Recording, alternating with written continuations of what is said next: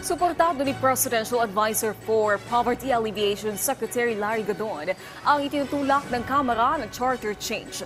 Ayon kay Gadon, aangat ang buhay ng mga Pilipino kapag inambiyendahan ang konstitusyon. Partikular na, pinapamura ni Gadon ang isinusulong ni House Speaker Martin Romualdez na pag-amend sa economic provisions ng saligang batas. Kapag mas lumago pa raw kasi ang ekonomiya, ay naghahatid ng mas maraming trabaho at oportunidad. Suportado din ni Gadon ang pag-amend sa political provisions ng konstitusyon basta makikinabang ang lahat.